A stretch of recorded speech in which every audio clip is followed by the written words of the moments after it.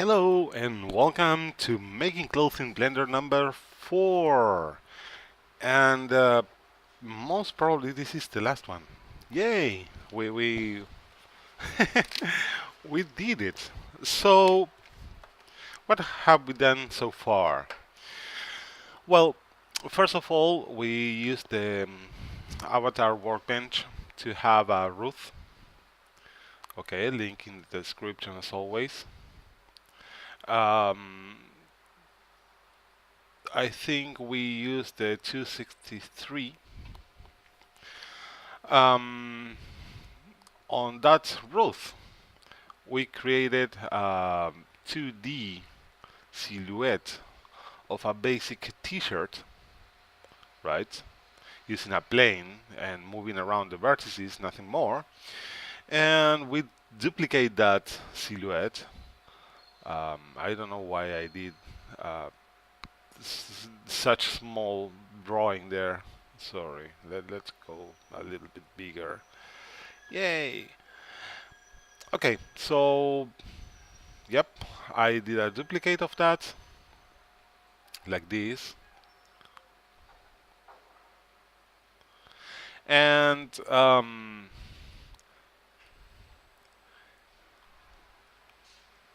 create some segments, edges, between both pieces of cloth, right? Like that. In the middle, I left my roof. So let's do a super realistic roof here. Oh yeah, perfect.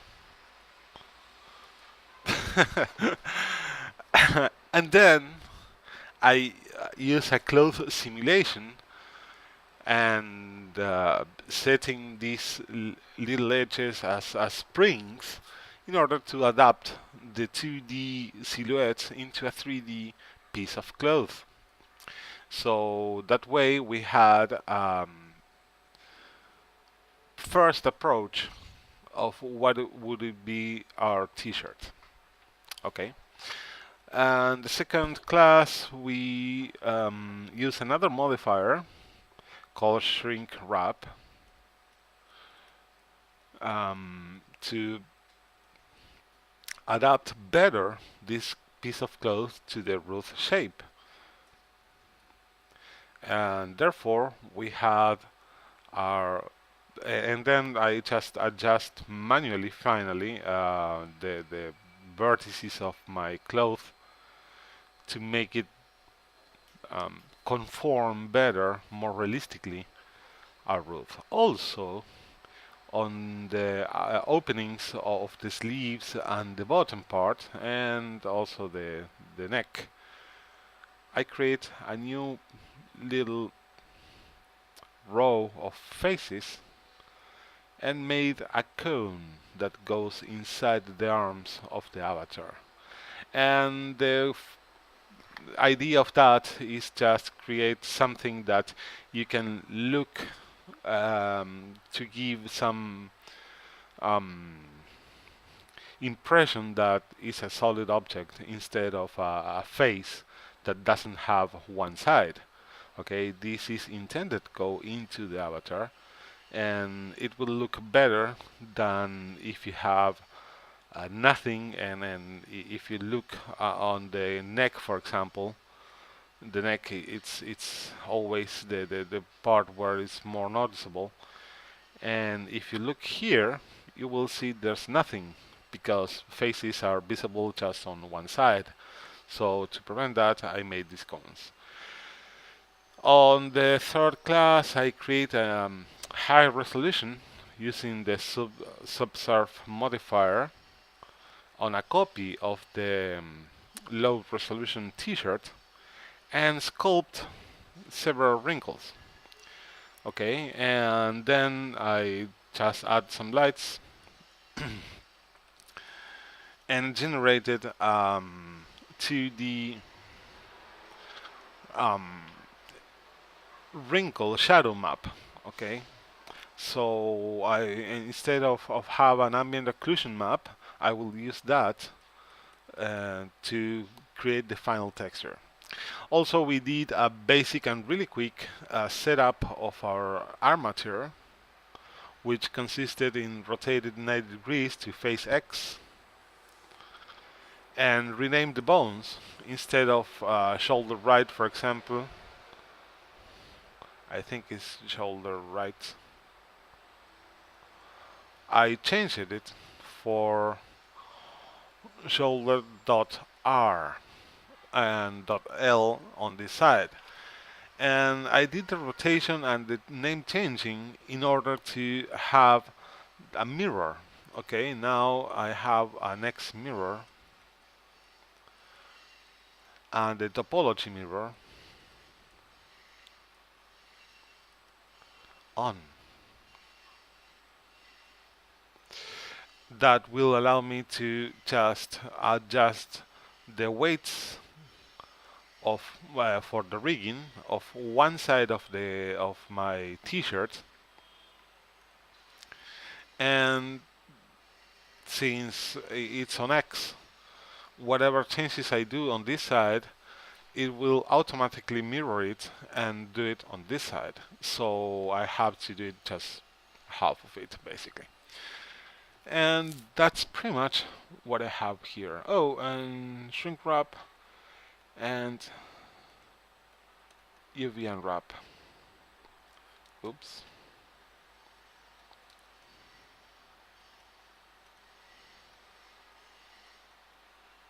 So what's next?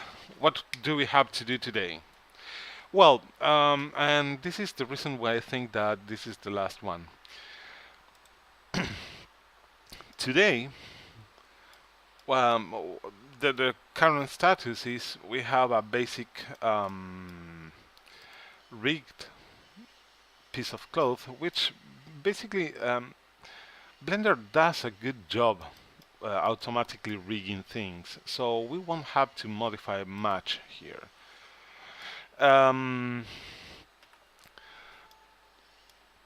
The next step is to make this rigging better. We will do it really quickly. Texturize it, create the materials for it, and export it. That's it. But I also will show you how to adapt this basic Ruth t-shirt into your own avatar. Assuming you're using a female avatar. If you're using a male avatar, this won't work. We have to go back to step 1 and do the whole thing for male avatar. The reason is the breasts, because we have a lot of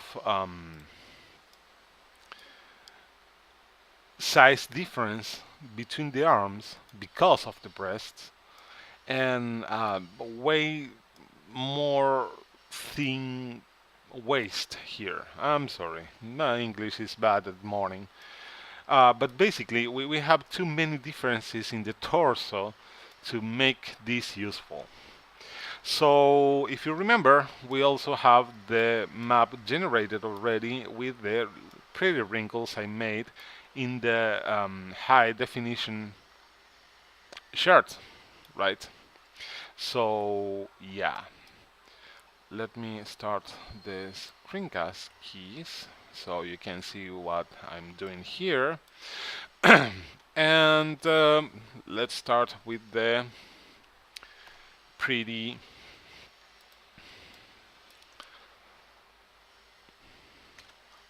wait time. Yay, wait time. Okay, let me unmaximize this.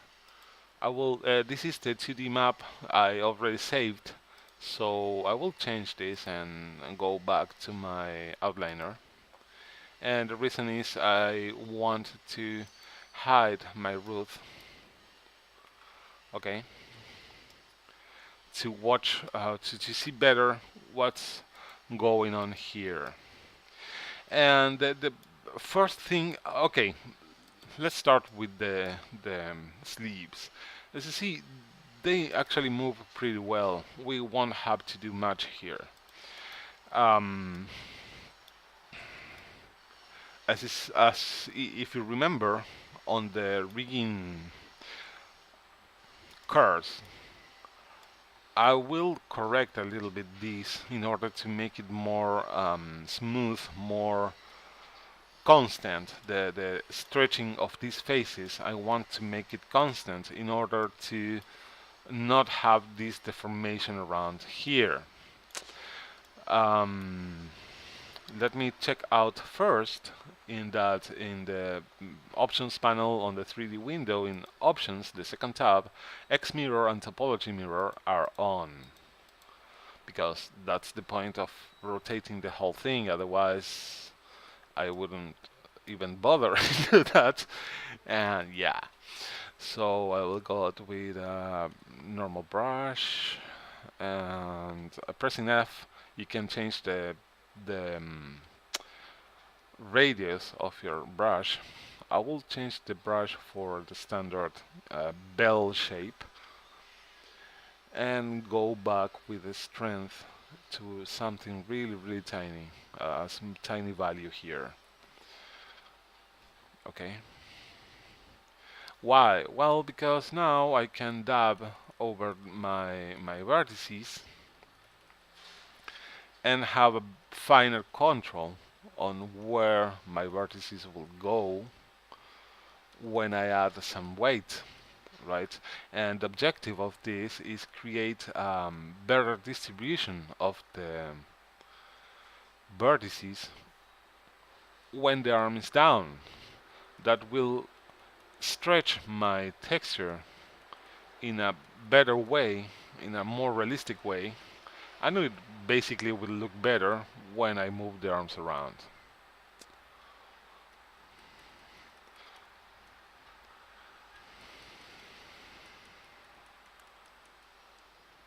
For some reason, I don't get um,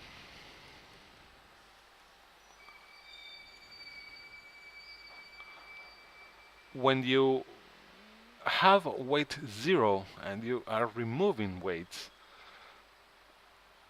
the sensitivity, it's less sensible, it's less sensitive, the strength, than when you add a weight. When you add weight, you have to put a really tiny value here in order to have it controlled and not having a vertex jumping around because suddenly it has a lot of weight, right?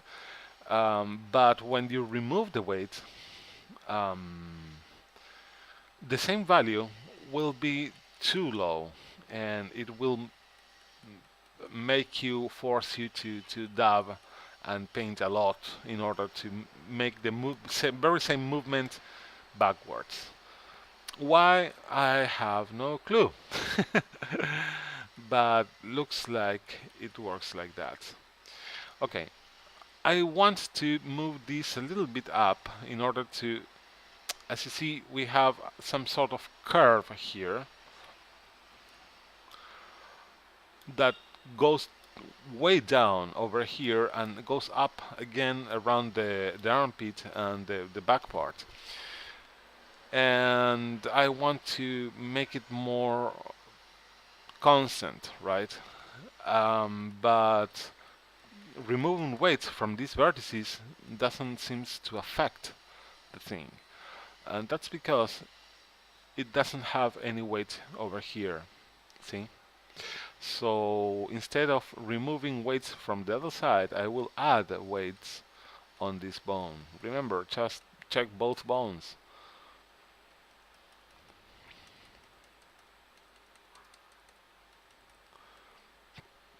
I won't add a lot of weight, just a little bit, in order to make this more constant. And I will remove some weight from here. There we go. Your objective when you're rigging something is to move the vertices around. Don't drive yourself crazy trying to make the best color gradient. Of course, the better the color gradient is, the more smooth will move the mesh along. However, when you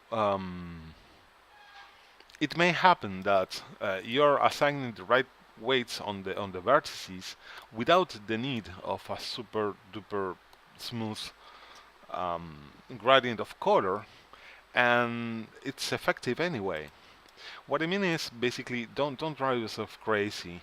If you have these patches here of red and green, and you think that it should be a nice gradient from red to blue, you may be right, but what it's more important is how the vertices move.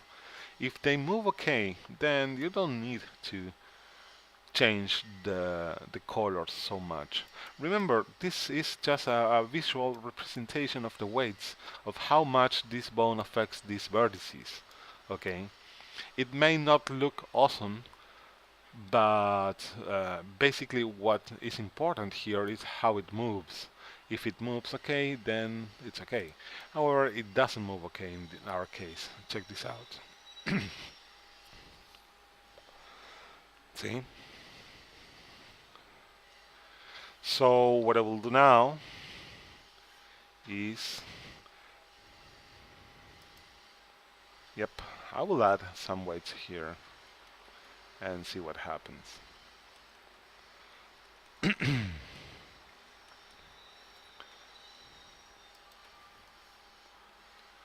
Remember, go back and forth from the bones and to the bones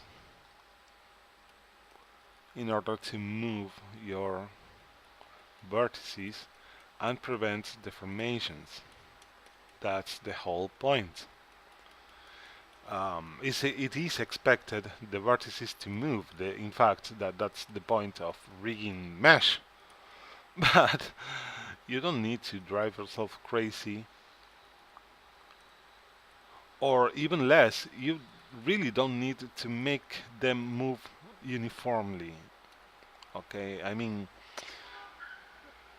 it's not like you have to have a red area and that moves only, and the rest doesn't move. That will be okay for a robot, for example. If you're making, or a piece of armor, if you're making a really rigid structure, like made of metal, for example, then you will need a rigged mesh like that, where you have a really, really strong definition between the joints, where the joints are red and the rest are just blue. That will make look the movement will look like something really, really rigid, and that's okay for in that case, but in a case of a t-shirt, no.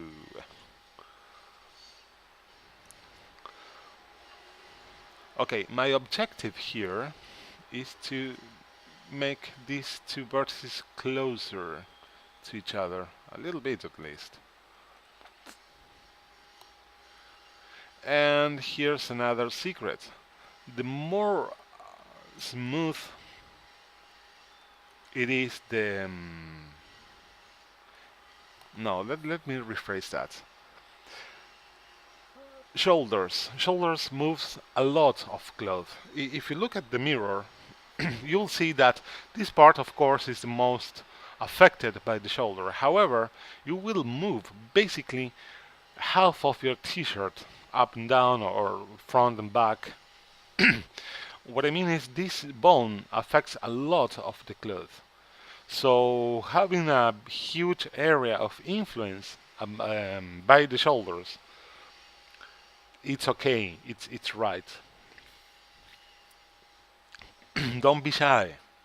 Make them affect the movement of your vertices a lot. Not a lot in the sense of a lot of movement, but a lot of influence, a lot of distance. Okay? Don't worry, it will look okay. Alright, so I have a nice deformation here now. This is extreme. I don't see any animation that moves the arms forward that much, but you don't know. And believe me, I found out some animations that, oh my god. Okay.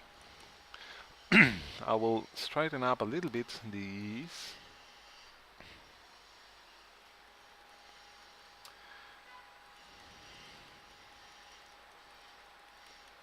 There we go. So I'm pretty confident that on this side, all these changes will be also taken. However, check this out. I have this shoulder deformation pretty much match this shoulder deformation. Not is not the case of the middle bone because the middle bone doesn't have a symmetry. So I will have to modify a little bit this part later, okay? But not now. Let's continue. So it looks okay like that, and I will check out what happens when I do the reverse movement. First of all, the back looks okay. I like that. Maybe a tiny bit, little less of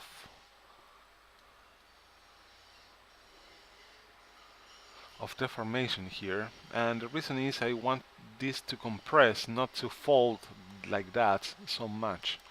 So let's go back to a rest pose, and I will remove some influence from here now.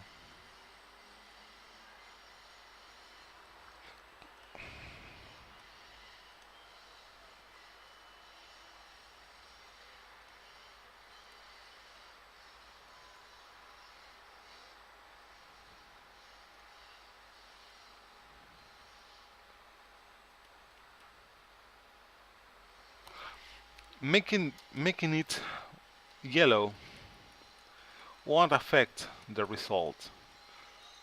Okay, it still will move as it made it move before, with the difference that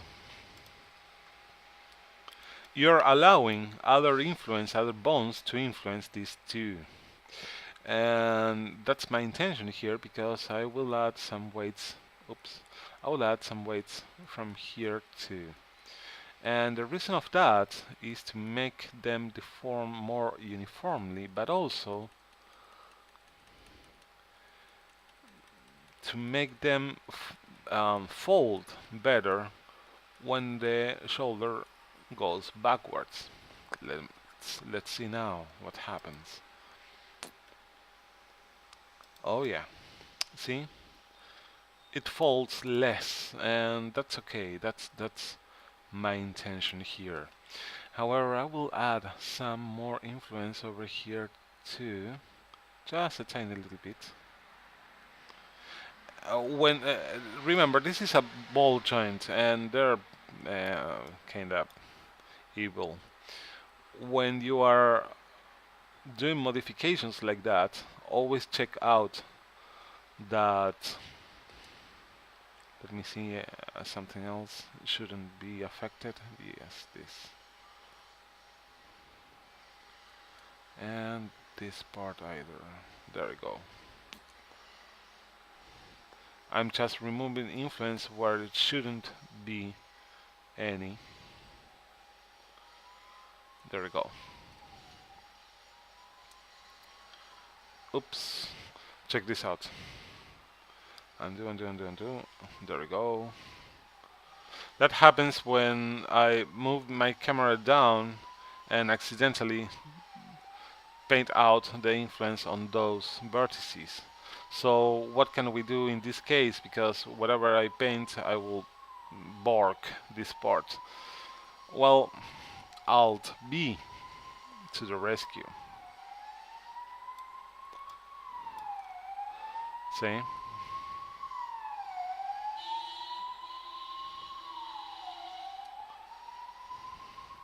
Oh my god, that's your siren. I don't know if you can hear them, but yeah, there's a lot of noise here right now.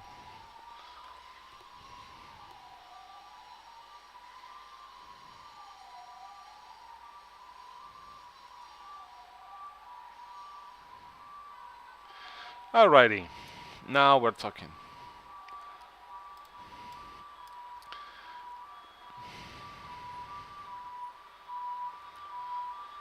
So, see, we have a nice influenced. Oh my god, there's so much noise and sirens.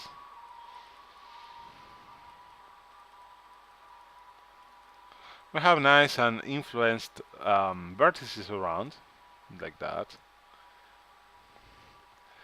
And it moves right when I go and move the shoulder back. Let's do an extreme here. Yep, still moves. Okay. Remember, this is a ball joint, and whatever you fix the here on one direction won't look awesome in the other direction. And that's something you will have to live with. Ball joints are all ugly like that. So yeah,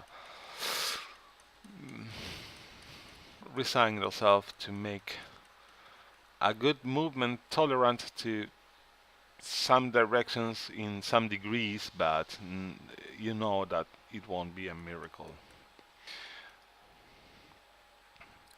But since the shoulders movements are more common to the back than to the front, we will make sure that the front would look okay.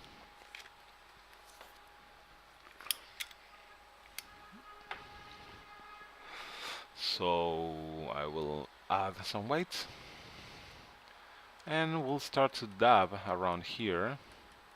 Dab, dab, dab, dab, dab, dab, dab, dab. To make the stretching more uniform. Why is more important the stretching than the gradient of color?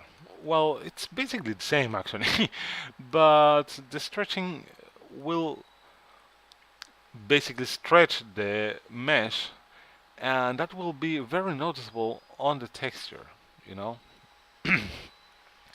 When you sit down, your default avatar between the legs makes a horrible stretch around the hip where the leg meets the hip. And that stretching is because it's weighted in a way that only one face is stretching around when you open the legs. Okay, look at yourself when you sit down and you will see what I'm talking about. That could have been avoided by doing this, what I'm doing here now.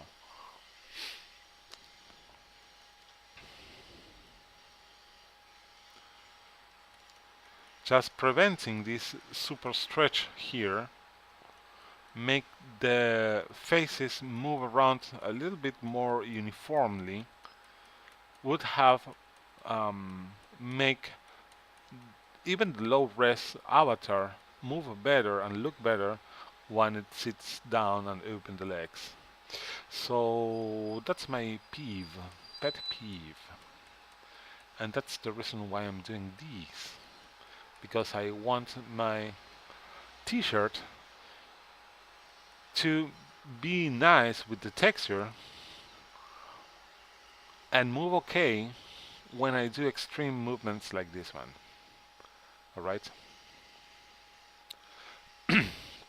Remember to go back and forth, press Control and click on the bone.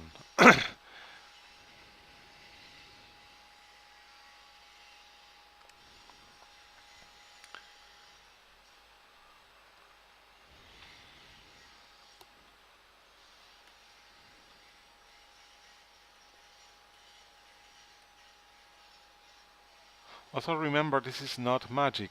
Whatever it looks good on one direction won't look so great in the other direction.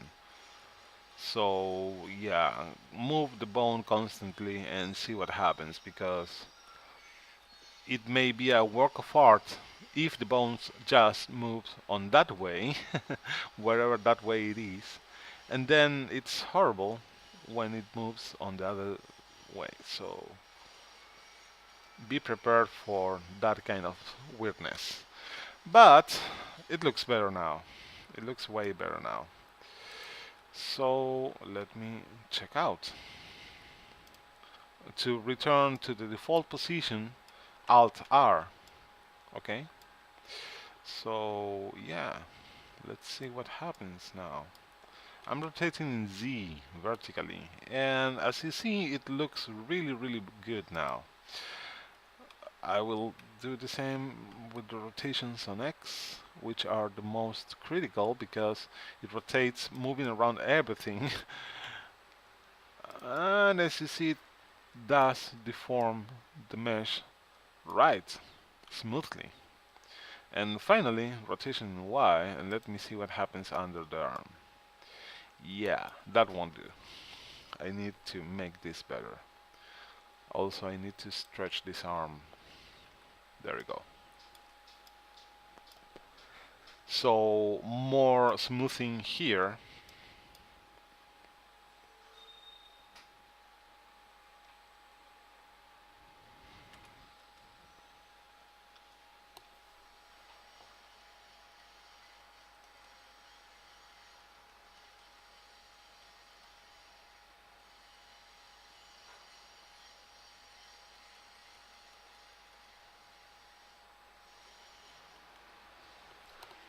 So guys, as you see, rigging is a very time-consuming process if you want to do it right. I mean, you can slap the automatic weights and hope for the best and forget all about it too. I mean, it's perfectly valid, and sometimes it works. Sometimes it doesn't, however, and you have to tweak manually like I'm doing now in order to make it move okay. And that's the main difference between clothes that you look in Word and say, wow, nice. Because if you add a lot of details, especially if you add a lot of mesh details, I'm doing right now a steampunk outfit, right? I will put it in my store soon. And that steampunk outfit has tons of buttons and straps and things made of metal that makes it really complicated to rig because it shouldn't, for example, the straps shouldn't have a stretching. However, sometimes I cannot avoid to stretch the metal. It doesn't look realistic and I hate that, but I cannot avoid that either. So, yeah, try to mind whatever are you moving around. If it's something that it's very strong, it's very hard, like metal, go ahead and paint it in red entirely.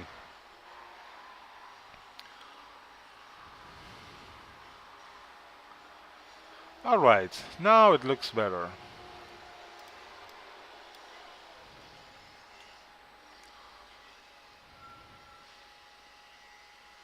And remember, this is not the arm, this is the shoulder, so I'm moving it um, way too much.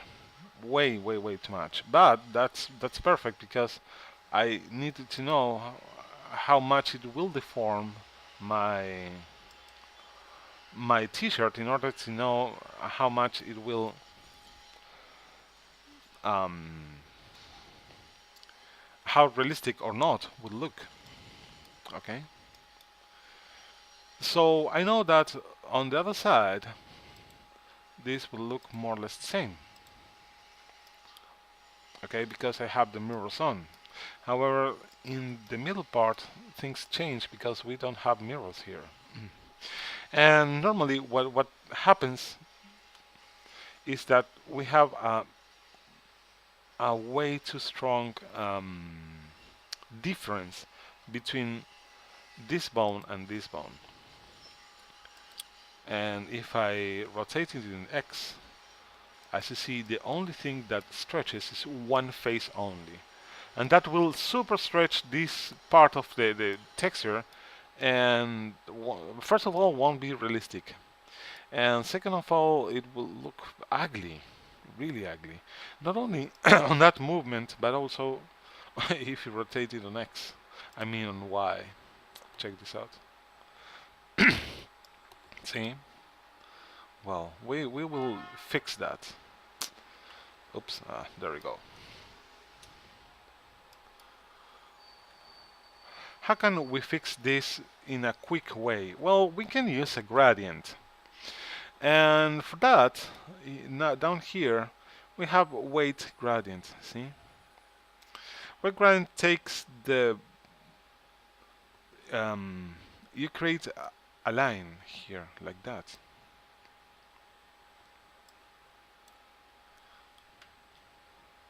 Oh my god. Ah, there we go.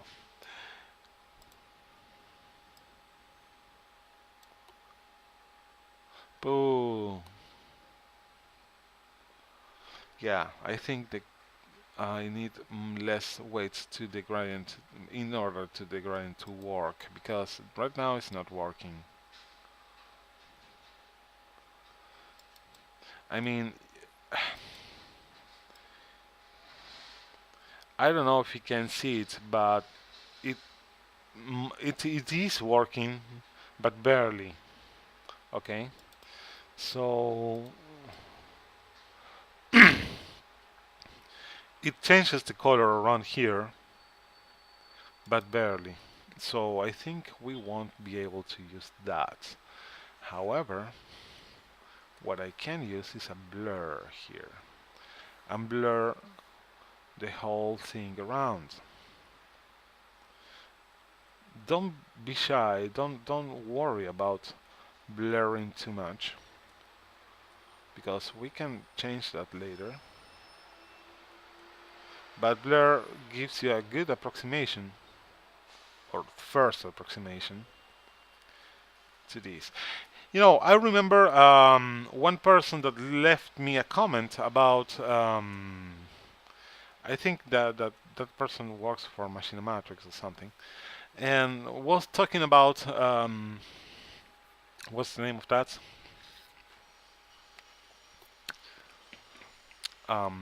Fitted mesh, right?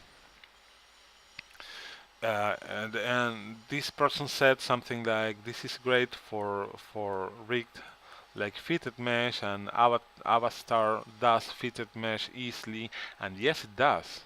I guess I don't have Avastar. I wish, but it's just too expensive for me when you live in a country like mine. So, in this example, I won't make the fitted mesh thing.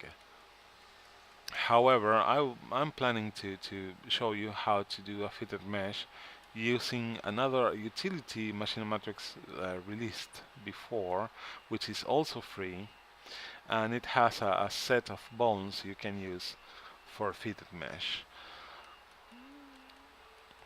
But my objective here is to make a simple piece of cloth you can easily modify and adapt to your own avatar, because this is your first piece of cloth. So yeah. Okay, I have done a decent gradient here, and let's see how it moves. Oh, much better. See? Now it affects a lot of vertices. Maybe too much. It's affecting down here. It shouldn't, so I will correct that. But looks better like that. And what about Y? I mean X.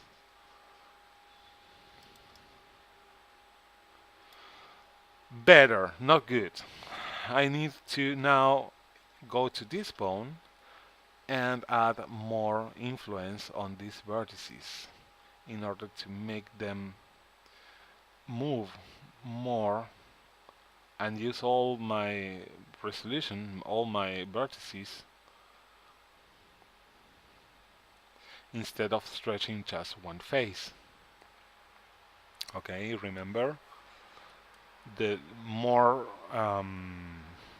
close the face are, the better. It will stretch less the texture, and it will look more natural.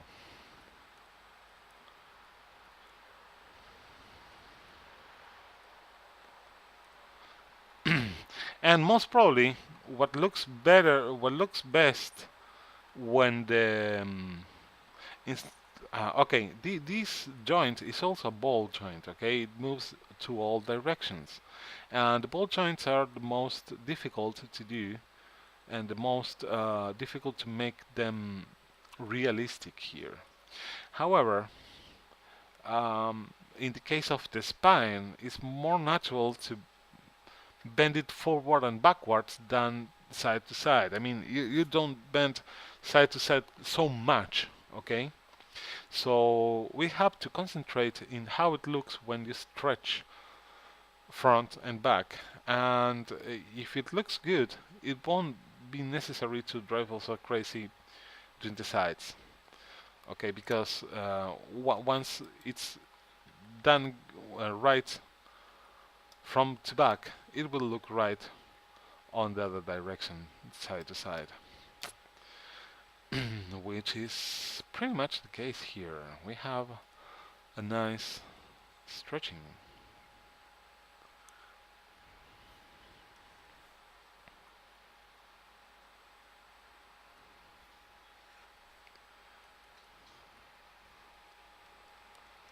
We can improve that, of course. There's always room for improvement. Always. You can go OCD really fast and easy here. Believe me. If suddenly you have a problem looking at the vertices, you are not sure where they are because the colors are kind of eating the visual of the faces here. You can also go to vertex select here, and that may help you, okay?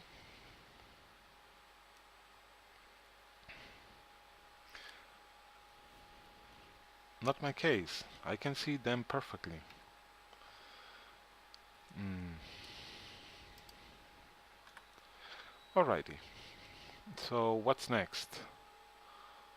Well, double check that it's stretched good on the sides. Just a tiny little bit. And we're almost done here, guys. It wasn't that dramatic this time, see? I mean, at least I'm not taking 8 or 7 classes to do this, like I did in the rigging course. Yes, I know.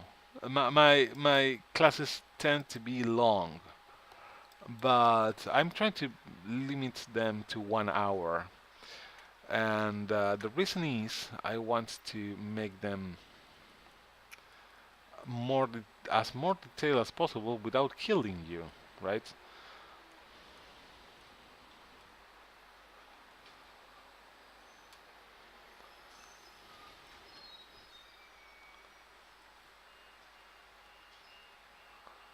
There we go. Now it's stretched as I want it to stretch. Now, as I said before, look at the bottom part of my t-shirt. It moves a little bit on this bone, yes? That's because I was playing with the gradient and failed, and I have a little tiny bit of influence here. To remove it easily, to remove completely the influence, which it shouldn't have, I shouldn't have any influence on these last 3 rows of vertices. What I will do is click this button here so I can affect both sides of my t-shirt. Go ahead and go to weight 0 and strength 1, which means it will obliterate any kind of influence that bone has. Okay, like that. And check this out. Now I move them around and nothing happens. Yay! Okay.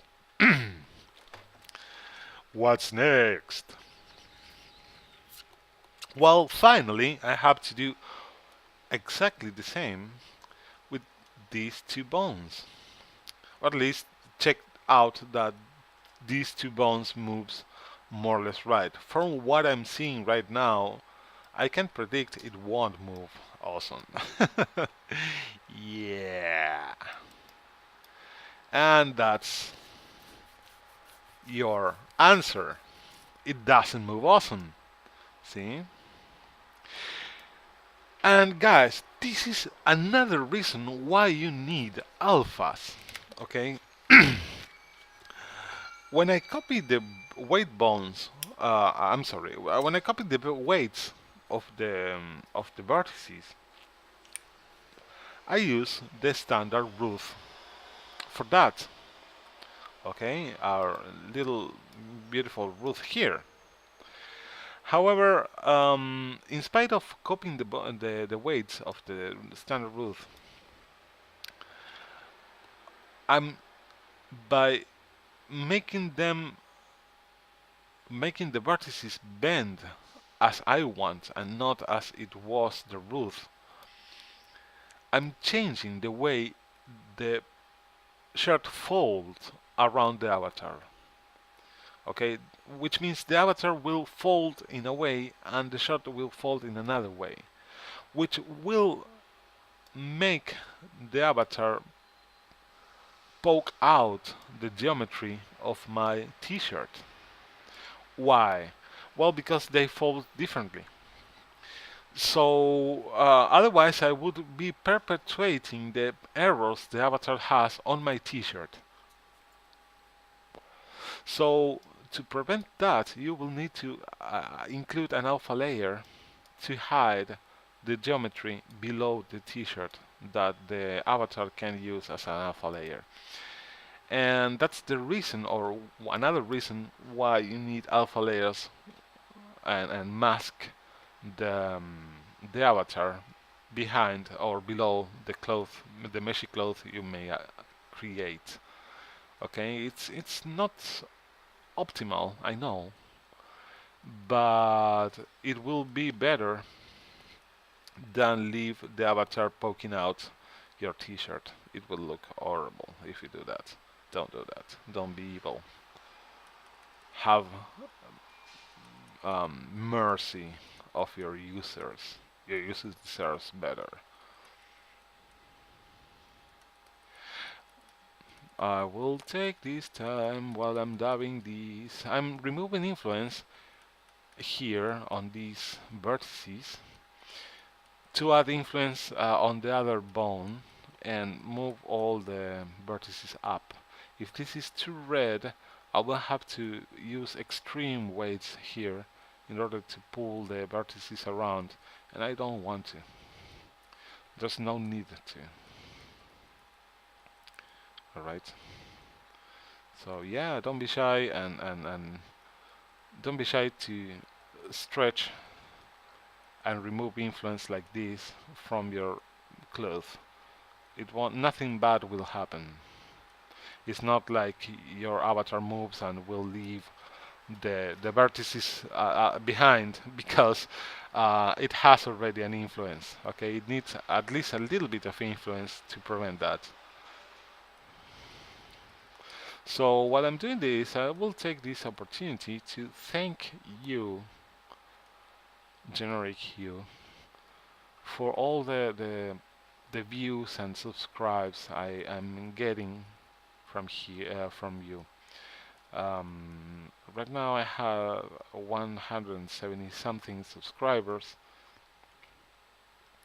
and since this is just a long video with a long tutorial with a repetitive task, this is not a let's play, this is, I'm not a girl, um, I'm not blogging here, and quite frankly sometimes I'm doing a really boring thing.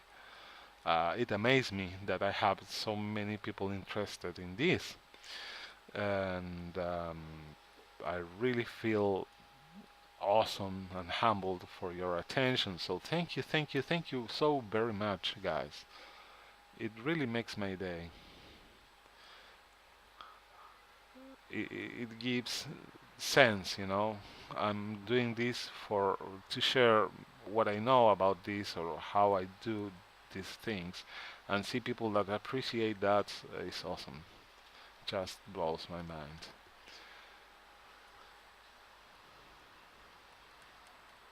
Oops, nope, I need more weights.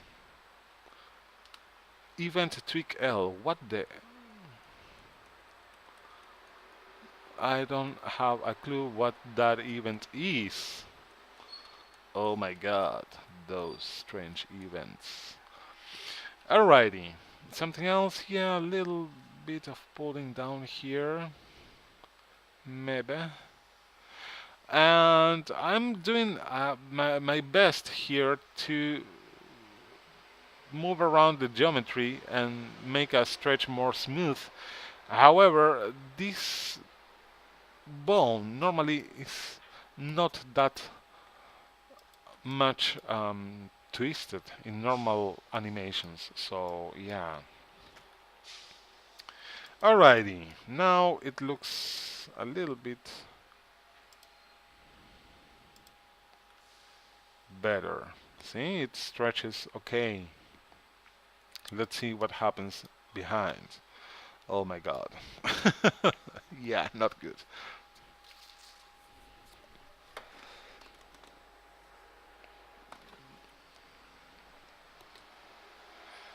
But not bad either. I will quickly fix this because I'm that good.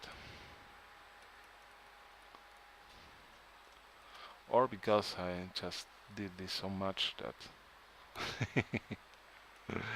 yeah.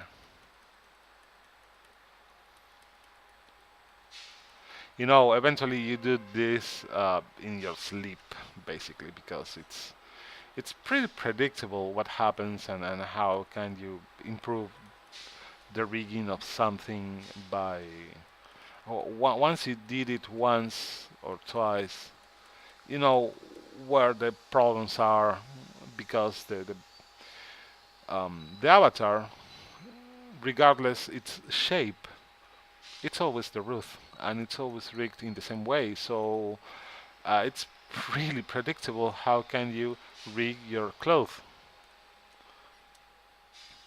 It's just the same always, basically. Well, now here is when you can go realistic if you want. Maybe I will do it a little bit here. When you bend forward like this, okay, and again, this is an extreme weird case of animation. But when you bend forward, it's only natural that your t-shirt will rise up a little bit on the back. Okay, if you don't believe me, go to any construction and see the construction guys, or next time your yeah, the plumber visit your house, look at him. Yeah. Um, in the case of a girl, that looks a little bit better, maybe. So, yeah, you can add a tiny little bit of weights on the bottom part of your t-shirt, on the back part, like this. Just a tiny little bit, not much. No, don't go crazy because remember we have vertices down here. There we go. So when bends forward, the t-shirt will go up a little bit. It's a detail. Nobody ever will notice that detail. Okay? So it's not like people will cry in emotion seeing that. But you know it's there. Right? So yeah, that's what is important in the end. Because if it's good, nobody will notice it. And that's a sad truth. If it's the thing is good enough, it will be transparent for the user. The user won't appreciate because it won't notice it. If it's bad, it will be so obvious, people will bash you. And that's, my friend, how it works. The world of consumers. And you, as guru of clothes and and rigged mesh, you will have to deal with that. Okay? You can go all smaggy. That's your prerogative. You can be smug about it. Oops, there we go. Just know that if it's good, nobody will notice, and don't get depressed about it. You always will find out somebody that says, "Oh my God, you did a great job rigging," and that day will you will feel super happy. But don't think that's the normal case. I mean, the normal case is people complaining. Alrighty, I'm sorry for that. My faith in humanity sometimes is a little bit shaken. Alright, now we have a nice.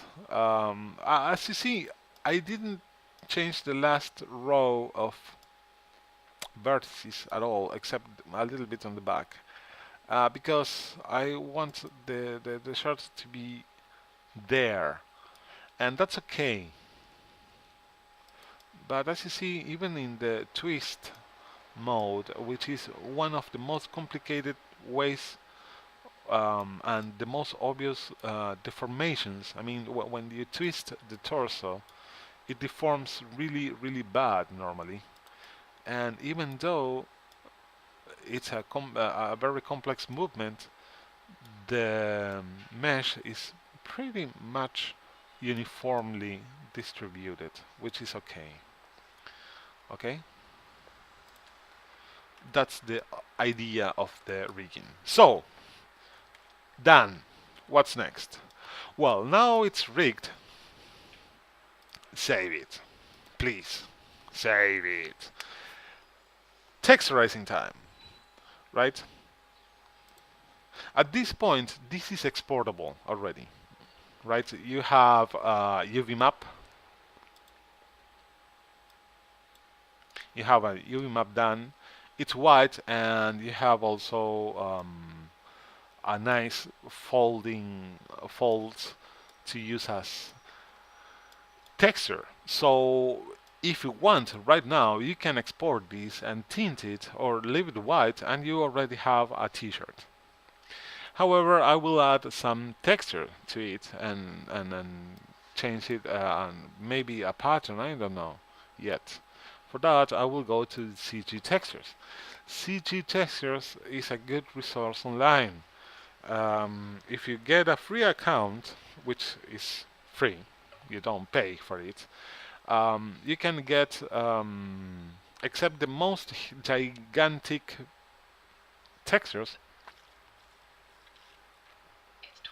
you can get a nice amount of really good quality textures you can use in your projects. In my case in particular, or in our case, when you create things for metaverses, you don't need the biggest textures ever, because you will basically export whatever with a maximum of 512. Sorry, I just sneezed. 512 by 512. So CG textures for that it's ideal. They not paying me, so it's just fanboyism, and that's it. If you have a good site for textures, send me a note or contact me in Word or leave a comment. Leave a comment, guys. That's awesome. I love if you leave a comment on my channel on YouTube or give a thumbs up on the video on YouTube, because that is what YouTube counts basically. Sadly, Google didn't integrate the likes of Google Plus to the likes of YouTube. Yeah. Anyway, fabric. Search. And there's a lot of fabric, as you see. So yeah, guys, just create a free account and enjoy the texturedness of this. Okay, as you see, there's a lot of tiled fabrics, and that's good because that's exactly what I want. Um, I'm not sure which splatter fabric. No, no, no, no. That's for Halloween. Camouflage. Okay, we can use a camouflage here. And let's see this. It's tiled and it's huge. Okay. And as you see, premium members have a really, really ginormous texture, which is not what we want. We want a small one. So 1024, 1 by 1024 is more than enough. I will get these, but also I will get this one. Why this one? Well, you will see. Bear with me. Let me be mysterious for now.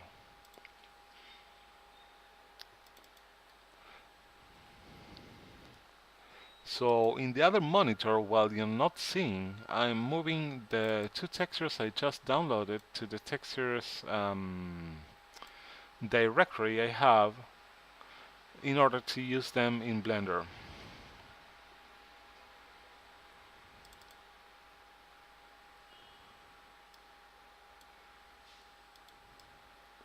There we go. Alrighty, thank you very much, CG Textures. You're awesome. Mwah. Bye bye. Now, going back here, I told you now it's time to texture things, right? Save again, just because I am like that. And I will create a new material. Now, do you remember that in the layer 2 we have a high resolution version of this? But also we have a lot of lights, and that's what I want right now, my lights. Give me my lights. Why do I need the lights? Well, because I will move these lights M1 to the layer number 1. Okay.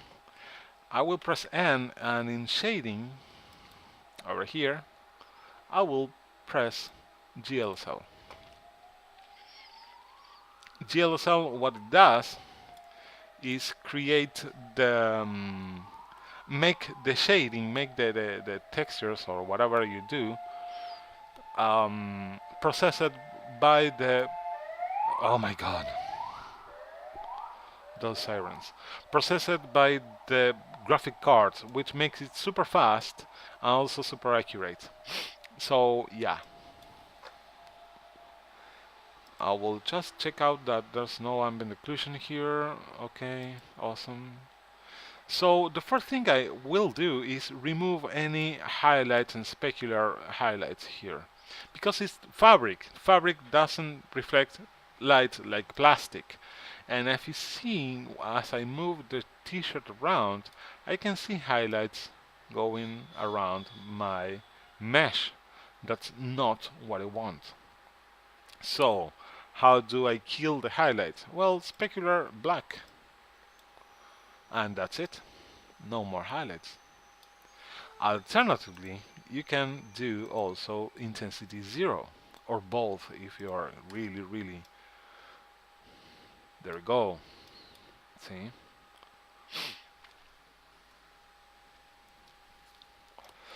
You may think, well, but if I do that, it's not realistic. After all, everything reflects lights. Yes, you're right. Everything reflects lights. However, most of the light will be reflected in world directly without the need to add artificial highlights on the texture. Okay, so rely a little bit on the lighting in world. Right, what's next? Okay, let's go to the textures part, and I will add a new texture. I will add the fabric here.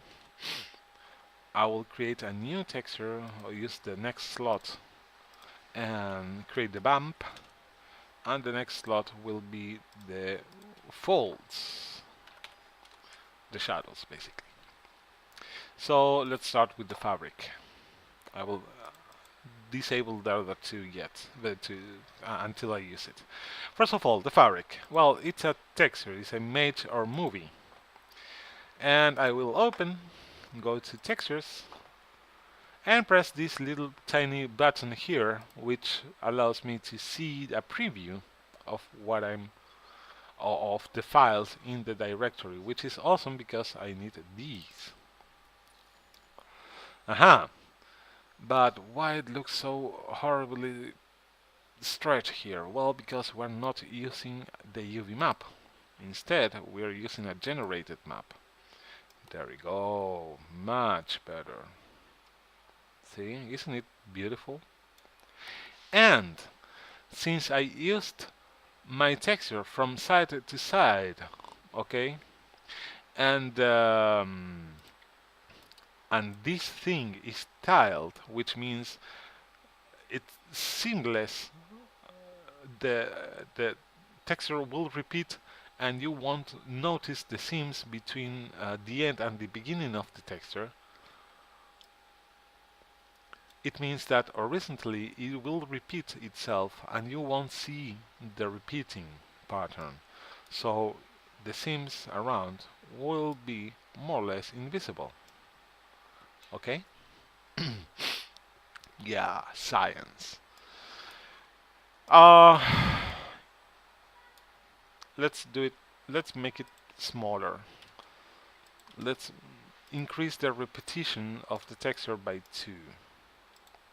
We can play with that because the texture is tiled, so doesn't matter how many times you repeat the texture, it will look okay. Right. So what's next? Well, the bump. What is the bump? Well, I will add some fabric bumping here. I'm not sure how much of it will be visible once the final texture is done. However, I will try to make it visible. Texture. And where's my other fabric? Here. Okay. UV map, not generated. If you had more than one UV map, just choose the one down here. You know that already.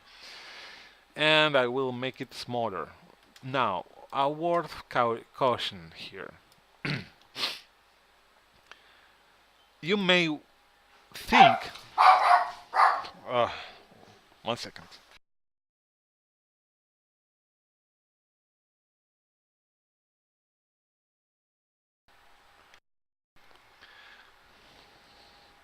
You may think that... I'm sorry, my dog went crazy when somebody walked around. You may think that increasing this number and it will look awesome like this. But no, it won't. And let me tell you why. Blender is generating this automatically. Okay, it's multiplying the texture as many times as I want by these numbers, and rendering it over the model in an automatic fashion. That means that no matter the number here, it will look awesome over the model. However, it's pretty much when you put a texture on the cube in world and you increase the repetitions. It looks awesome no matter the zoom in. However, I will generate a final texture that will render this repetition. And it will lose a lot of definition, of resolution. Okay, the original texture is 640 by 640. If I repeat it 5 times, it's 640 by 5. So all this detail will be reduced into a texture of 512, which means I will lose 5 times more or less resolution and detail. So don't go crazy and make it so small, because after that, when you generate the final texture, it will look like a gray thing and you will lose what we try to do here.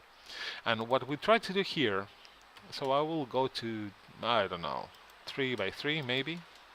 Yeah. And what we try to do here is not use the color of this texture, So I will unclick the color here, but the normal. See what I did? I will change this number for minus 0.2, for example, and maybe even less, minus point. Normals are really, really, really hard. It's a hard number, okay? So the less you add here, the better. Be subtle. Not so subtle that at the end it's not noticeable, but subtle enough to not make the clothes um, look like cement or wood. Okay, so I will leave it like that. I like how it looks. It looks fabricy, but it doesn't look too. Yeah, it's a little bit too much. I will make it a little bit less. There we go. Okay, what's next?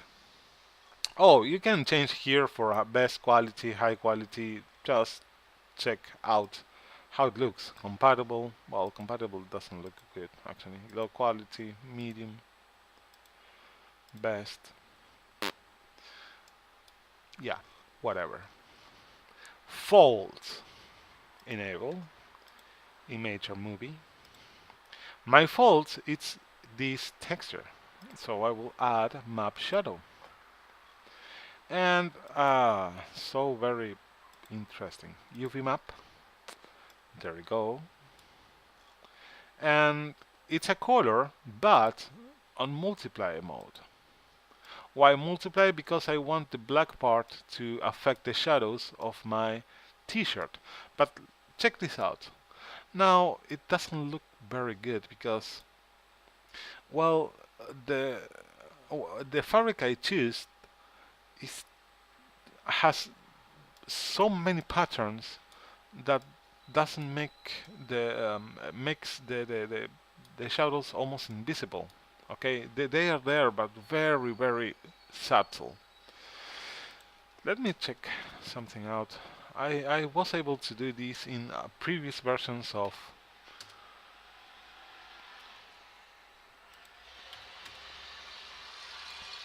Yeah, it's too much.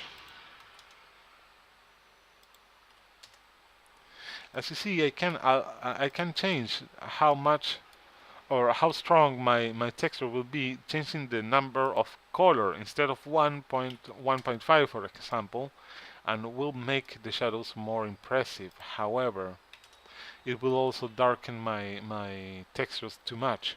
So what can I do now?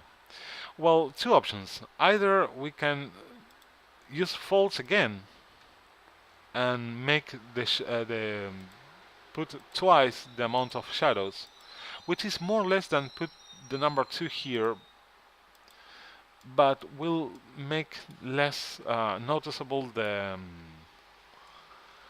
I mean, it looks similar to put a number 2, but it's not exactly the same.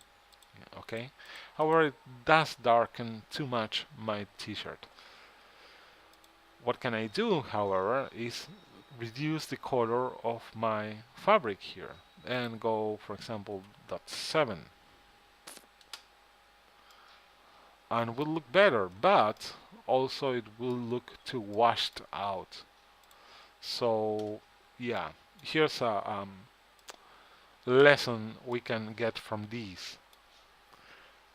Don't go crazy with the. If you want a nice amount of realistic shadows, they won't be very visible if you choose a pattern so strong like this one.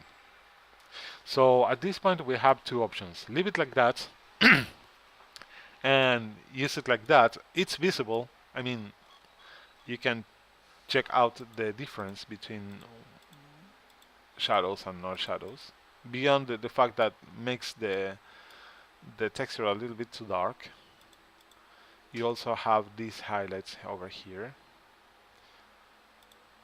You can check out the bumps and see if that improves the things a little bit, but doesn't.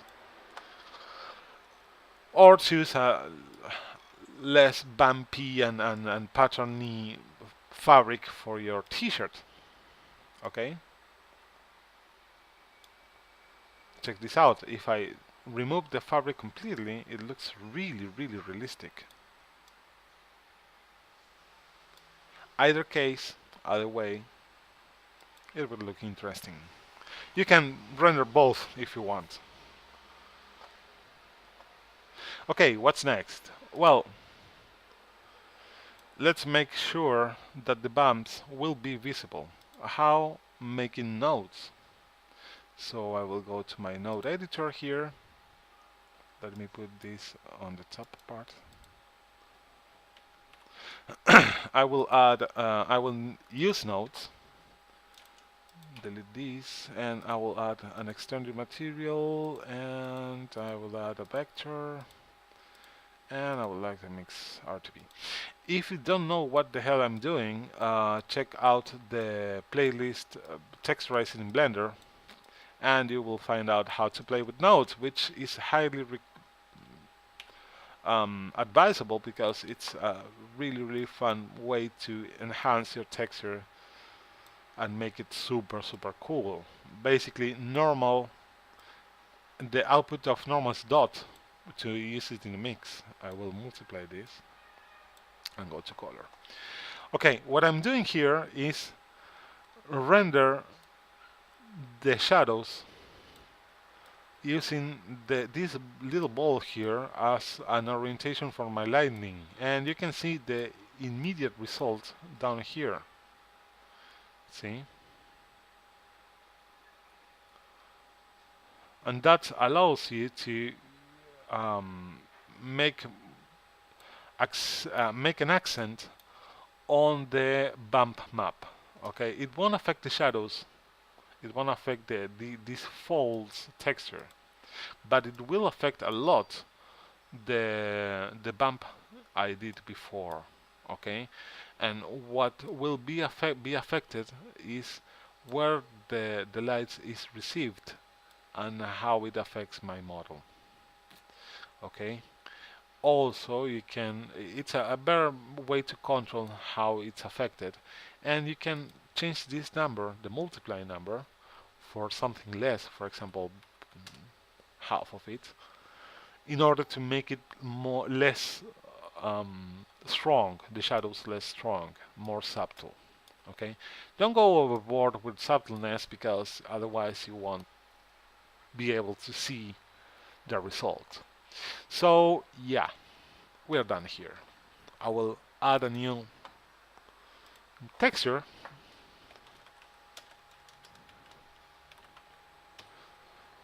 make it 512 by 512.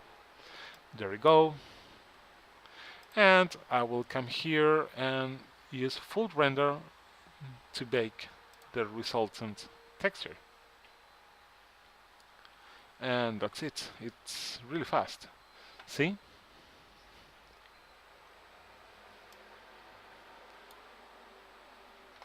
Blender automatically create the shadows under the breast, added the shadows we did on the with the high resolution model, added the bump map that pretends to be a fabric texture, and also created the pattern below.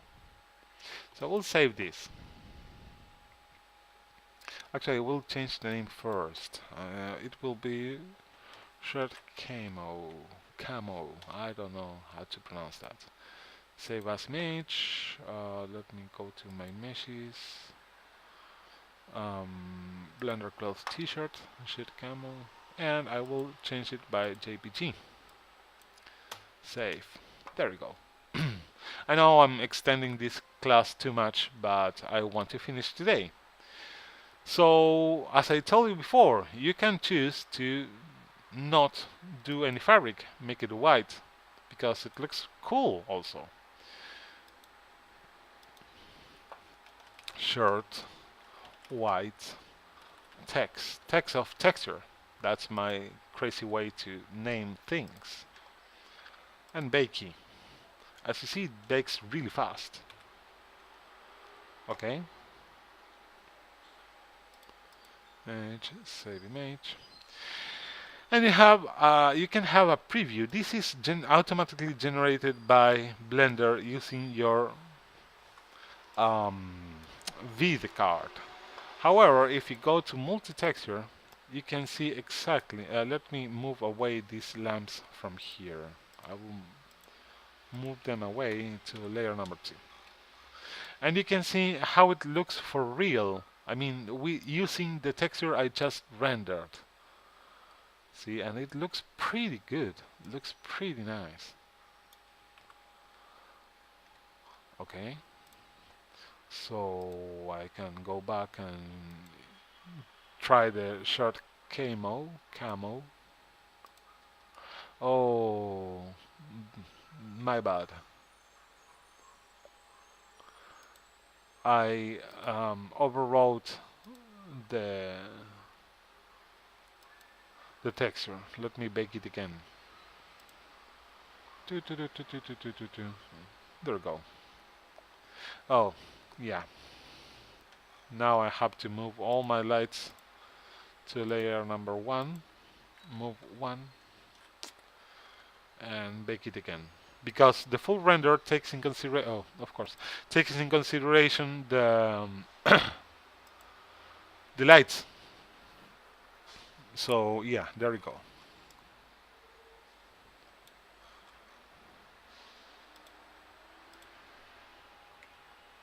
What happened? Well, it happened that I forgot to enter in edit mode with everything selected.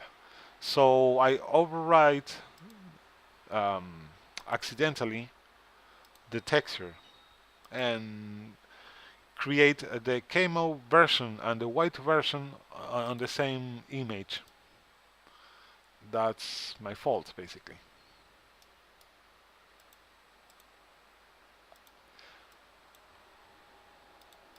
And I exit edit. I exit the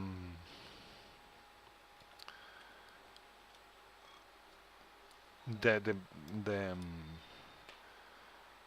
edit mode in order to show you how it looks in both cases using multi-texture. Multi-texture will show you how it really looks or how it will really look in world. Okay, and it looks cool. You can add more and more textures and change the settings in order to create more textures or add a motif in the center or something in back. That's up to you guys. So that's it. We don't need to keep processing this. We have done our t-shirt. I will export this as Colada, go to my directory, and operational presets, Second Life, OpenSim rigged. Okay? Export. There you go. Now you have a DAA ready to import and have fun with it. One final note before closing this class, because it's the final making clothes in Blender class, at least this tutorial. I will make more clothes for you and show you other cases like skirts or how to do certain tricks like pant cuffs, for example. For now, however, we will end with this note. Yeah, this is for a Ruth, not cool guy on the internet that says gives some classes, because suddenly I want to adapt it with my super duper avatar, and this is for a Ruth. Yes, you're right. And now we have done the rigging, we have done the rigging here, we have done the texturizing, we have done everything. I will show you how to adapt this t-shirt to any other avatar. And this will be really quick. File, append, and I will look another avatar. Okay, just look for whatever avatar you have in Blender. If you don't have any, stay tuned, because next Wednesday or something I will create another micro nugget of wisdom about how to import your shape into Blender using Phoenix 1.5. Yes, not Firestorm, but Phoenix 1.5. However, meanwhile, I have a lot of avatars here. As you see, I will choose an avatar. Don't use mesh, use object. And I will start to upload avatar upper. Oh my god, I forgot something. Okay, avatar head.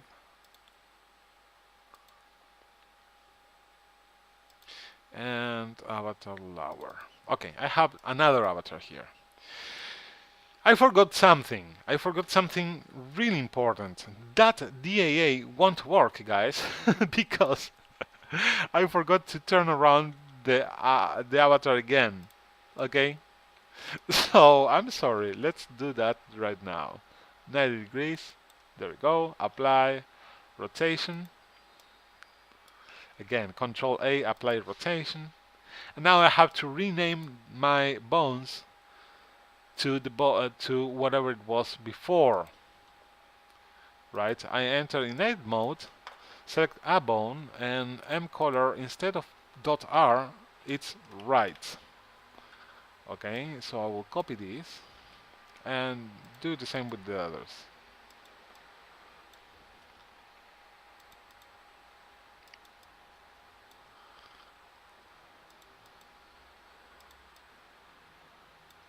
Why do I have to change them back? Well, because OpenSim and Second Life won't recognize your skeleton, your armature, if you don't name them with the bone names they expect.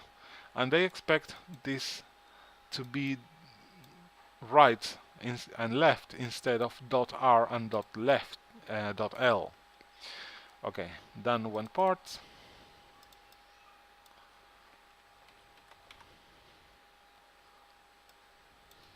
As you see, it's not something critical or difficult to do. Just go ahead and select the bones, change the name. That's pretty much it. I'm changing the name from this panel on the 3D window. However, you can do the same going into the properties windows and the little bone here and change the name over here. It's the same. Whatever makes you feel more comfortable.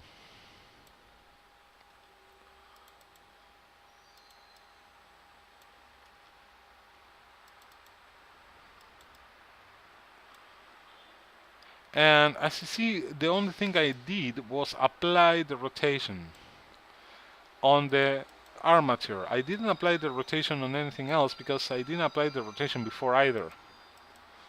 Okay, I used it as a trick to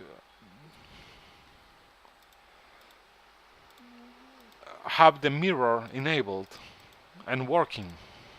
Okay, something else? Oh yeah, the eyes.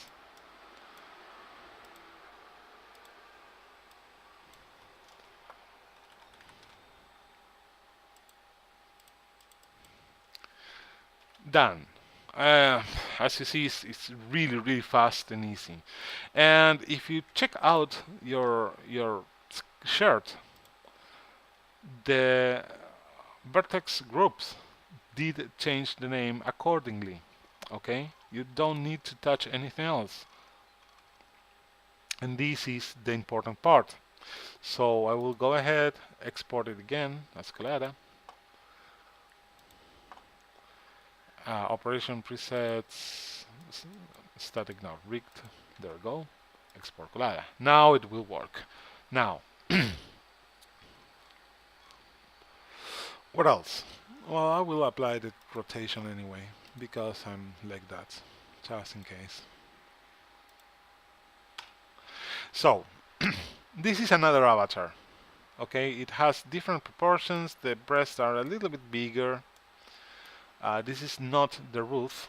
Let me show you that I'm not lying to you. Outliner, this is the roof.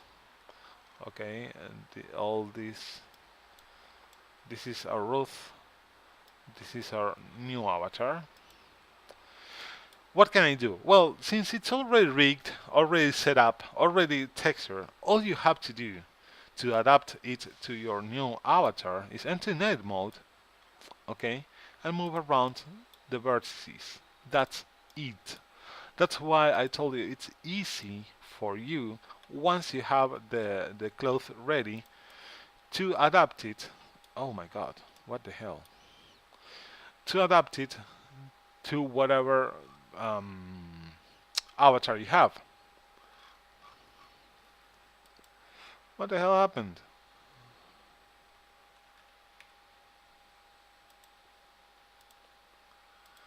Do I have some X mirror? Yes, I do. There you go.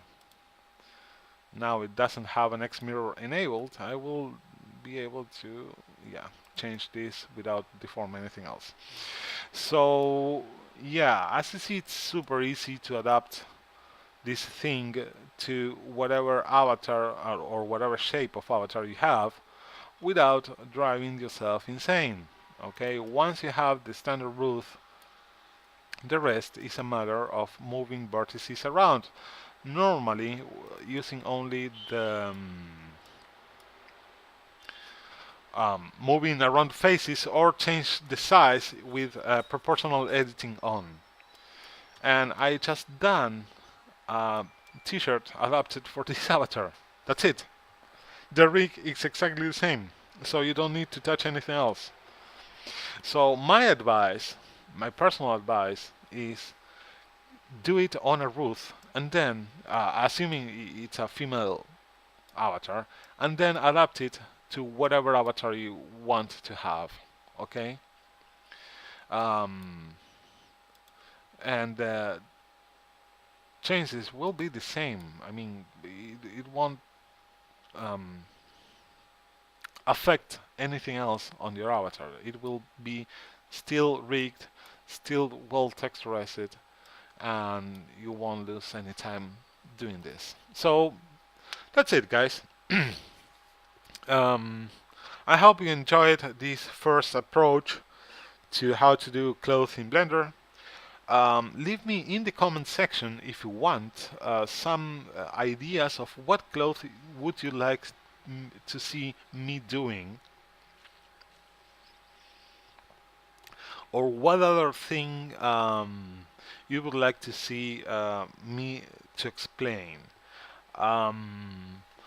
As I told you before, I will do more tutorials about clothes, covering something with long sleeves or a skirt, but I need and also what's the name of that? I always forget the name of that.